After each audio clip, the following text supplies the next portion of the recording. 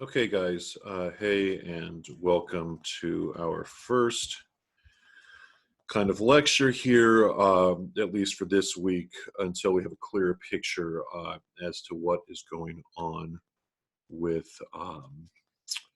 school. So we're going to be continuing with Calypso, and I just want to bring your attention to a few things. Of course, here's our classroom page. So some resources you will need for this is you will need the course PowerPoint, and of course that's there, and you go ahead and click on it.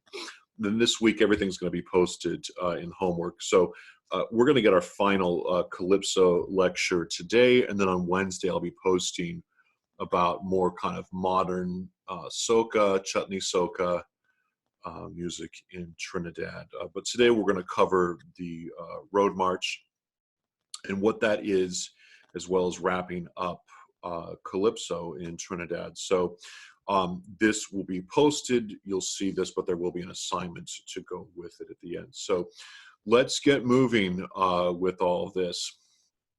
So I'm going to go ahead and hit present so we can get full screen. And let's go back. So just a quick review. Just remember Trinidad here in the southern southeast Caribbean, and in Carnival we got the Road March, the Calypso Monarch, and Panorama.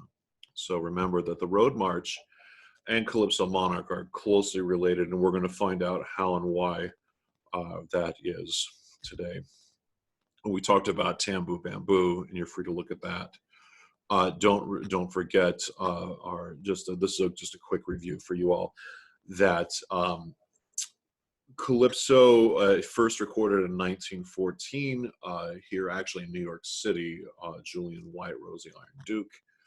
And if you remember, Iron Duke in the land, Fire Brigade, right? So there's that song, solo guitar, and all of that. Calypso, again, is a popular song. We know this. We address social issues.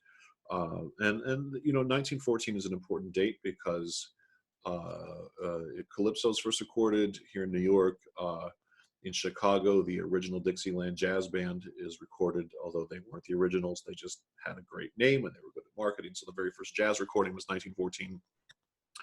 As well as samba music down in Brazil was first recorded. So we've heard the YouTube. You're free to click through. Don't forget, more than likely Friday, we will have a quiz assignment on this stuff. So don't forget Mighty Sparrow, Gene and Dinah, Rosita and Clementina on the corner pose and bet your life there's something they selling. So don't forget that this song won Calypso Monarch and On the Road in 1956, and he's won 8 times, only eclipsed by Mighty Chalk Dust. Learn from arithmetic, but remember Gene and Dinah is talking about the problem that there is rampant, at least in the 50s, after World War II, there was rampant issues with prostitution and a collapsing economy in Trinidad. And then, of course, we look at Chalk Dust, Dr. Liverpool. He's won 9 times, which is pretty great. Learned from arithmetic, he won the Road March and Calypso Monarch that year. And of course, that addresses our issue of illegal child marriage within the Hindu community in Trinidad and Tobago. And this is 2017, so it's not that old of a song. You guys have also picked a song and done an analysis. So we're going to wrap up today here with 2 female Calypsonians.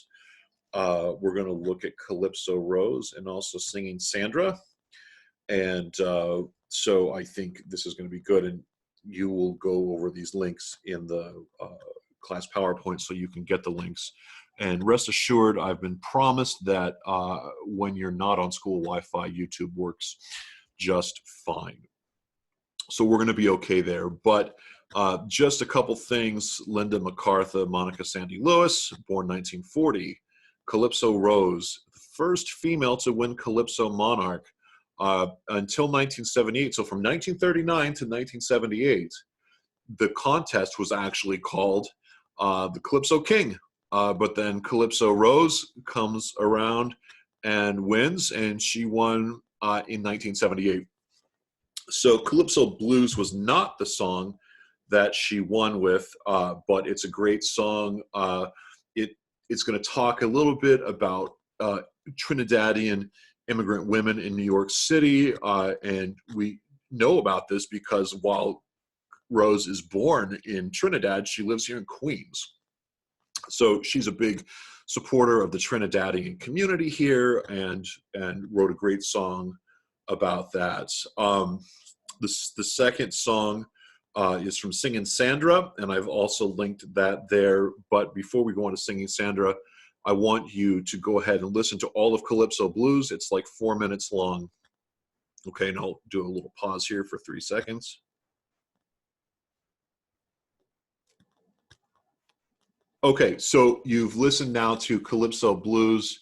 I think it was a pretty interesting music video, and so we get an idea on that. There were certainly some interesting things, some different instruments. If you notice, the guy was playing an electronic drum kit, so we will make sure that we call that an electrophone because it does have that on and off switch in Calypso Blues. So hopefully you took something from that and really thought about the lyrics, and because that's going to tie in with your assignment in just a moment. So moving on, Singing Sandra, more contemporary. She's newer. She's won more recently than Calypso Rose. And we have Voices from the Ghetto here, and she's won Calypso Monarch in 1999 and 2003. And so I want you to listen to that song in a moment. But in spite of being oil rich, I'll tell you guys, and I've said this before, because of just years of rampant government corruption in Trinidad, and not even so much, colonialism. The colonialism ended in the 60s, if you recall from that first slide. With that oil money, they could have gone a couple routes. They could have gone the Dubai route, and the Dubai in the Middle East is a very big tourist attraction, and they've used the oil money there. But they have gone kind of the route of Venezuela, and some of us have family from Venezuela, and we know the issues there with poverty. So there's just, sadly, in Trinidad, although they should be one of the wealthiest countries on earth, there's just a lot of crazy poverty. So as you heard, Singing Sandra does address that issue. So we're going to go a little bit off the cuff here, and I wanted to quickly address the road march. So I'm going to back out of this, and we're going to just do a quick, open up a new tab here, and I'm going to go over to Google, and I want to pull up an image for you guys. So what we're going to hit, no thanks, because I like the Windows browser, but we're going to go Trinidad Road March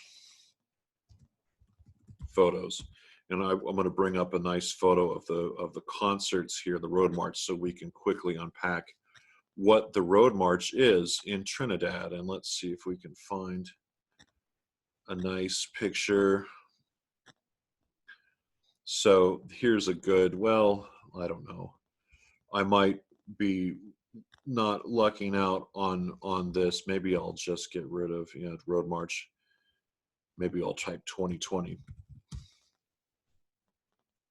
And thanks for being patient. This is all very brand new world. Carnival Parade, Trinidad and Tobago. Maybe this is what we want to see. Ah, yes, here we go. All right, so now we see what's up. So let's pull this up, just this little picture right here, and I'm going to blow this up so you can see over here while we talk about the parade and what the road march is. So we've talked about Calypso Monarch, the indoor contest. Calypso, closely related to Calypso Monarch, is the road march, and the road march happens as a separate event during Carnival, and it's hard to tell who's who here, but clearly here are some spectators, and here are people marching in the parade, and you have these big flatbed trucks, and I'll zoom in on the picture. Look at these giant speakers, And so the way the road march contests work, oops, let's go back out of there. Sorry, guys. The way the road march contest works is that they are going to, there's judges, and you see the judging tents here, and these judging tents are all over the parade route. And we know what songs are being entered in the road march, and all these independent floats, they all play different songs from Calypso Monarch.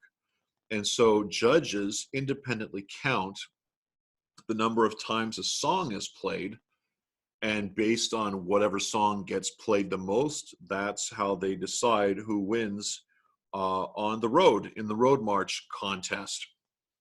So I think that's the big deal. So to win Calypso Monarch and on the road in the road march, that's culturally, it's a very, very big thing there. And after we get through soca and chutney soca, we're going to start looking at steel pan music, and we'll see if any steel pan songs have won on the road. Is it possible to win on the road and at Panorama? Well, we're going to find out, but not in today's lecture. So last but not least, before I hit stop here, we will have an assignment that's going to go with this. It's not posted yet. The links will be in here by the time you see this, but we're going to wrap up. Okay, blah, blah, blah, blah. There are 2 songs to listen to. Okay, so those are Calypso Rose and Singing Sandra.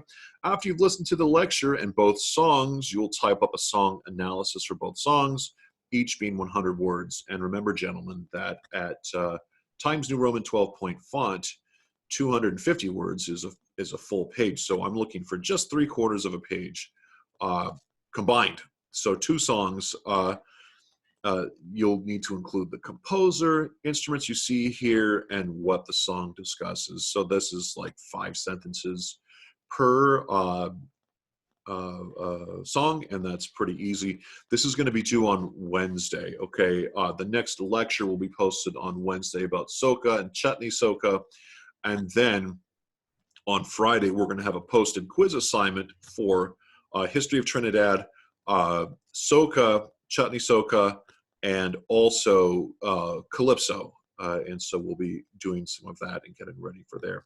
But guys, that's where we stand, and I think I'm going to go ahead and hit off. As usual, this week I will be available. You can get me on my cell phone through the Classroom app. Always do the Classroom app, guys, so make sure that's on your phone and all that. But get me through the Classroom app. I'm here to answer questions from 9 until 2 during regular school hours. I don't know if you'll be waking up early, but I won't. So anyways, we'll talk to you guys soon. Thank you. This is a brave new world we're in, and hopefully this won't last too long, but I will see you when I see you. So keep up the good work, guys. Thank you. Bye-bye.